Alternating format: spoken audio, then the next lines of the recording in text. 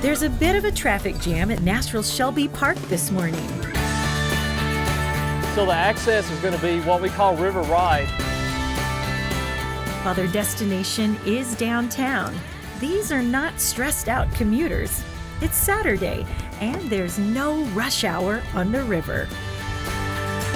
When you get to the river and you start seeing everybody show up, it's exhilarating to know how much fun it's going to be to see these folks getting out there.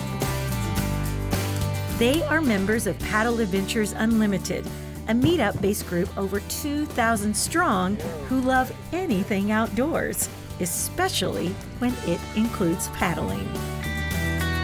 We have several people on paddle boards. We have a few canoeists, a lot of kayaks out here. There's kids and adults. Today, they are cruising the Cumberland River on their way to downtown Nashville. It's just going to be a short 2.5 mile paddle. Got one generator today, so it's really more like a lake out there. It might be relatively calm today, but these paddlers know to respect the river. There is current. Depending on how much water we've had, the current can be real strong.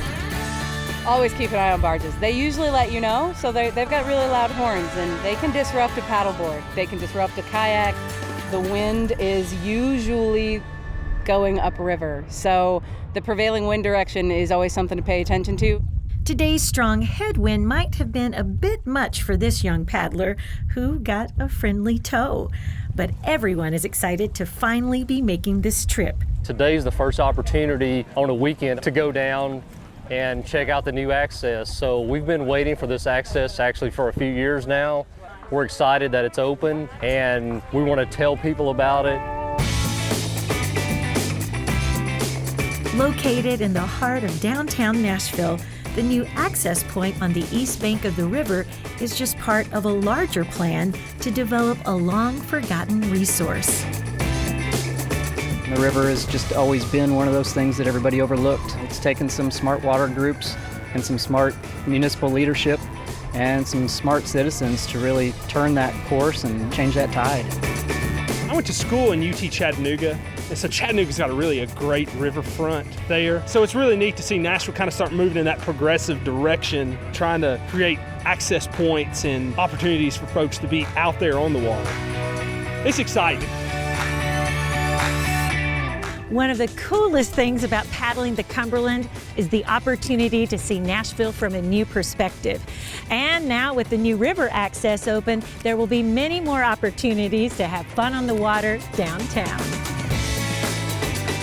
Tourists can walk downtown, see a place to access the river, get on the water, and just hang out. They can get a canoe or a kayak, they can get a stand-up paddleboard, and really experience Nashville in a different way. We've got a lot of opportunities and places to paddle in Nashville, places that people have sort of forgotten about, and they are fantastic paddles, beautiful paddles, and I think this will open up the sport a little bit more. And perhaps open up people's perception of the river. 15 years ago, much of the water flowing through Nashville was polluted and not safe to swim in. Today, the Cumberland is much cleaner, but many people still think of it as a dirty river. Older people and people who have lived here a long time still think that it's not a safe place. The Cumberland River flows through Nashville 55 miles. And of that, only 5 miles are still polluted. So that's actually remarkable, and that's something that Nashville has that's very unique, that we can have a triathlon with an open swim in the Cumberland River, in a section of the Cumberland River that's clean, that's safe for fishing and swimming. This landing really celebrates all of those successes in cleaning the river. I'm an open water swimmer, so I'm pretty finicky about my water quality. I have swam and I do swim in this river. It's not my first choice though. It's not the cleanest, but it's nowhere near where it used to be. While the Cumberland is healthier today, there is still much work to be done to make it cleaner and keep it that way. Some of the greatest sources of pollution assaulting the river now are the individual houses and yards found within the nearly 18,000 miles that make up its drainage.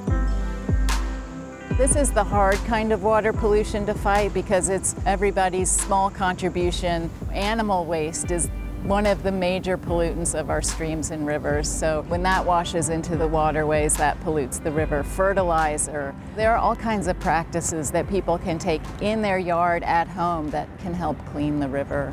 It's a call to conservation that begins with a connection, created by something as simple as a Saturday morning jaunt into downtown. To be on the water connects you with the water. It really builds that appreciation for what this is that we all share, and this is a shared resource. We all have to take care of this. I'm thrilled that people who normally wouldn't get out in nature are discovering it. I think that it connects us. The first way to become an environmental steward is to love the water, and that's by having these great experiences on the water. Paddling up and down this riverfront, you see things that you don't see otherwise. So it's great discovery, and I think it's the way that we create advocates for clean water. The future of the Cumberland and all rivers doesn't lie in the hands of government. It lies in the hands of each of us. We are all called to be champions of the Cumberland, the guardians of our rivers, so they can be there for us when we need them most.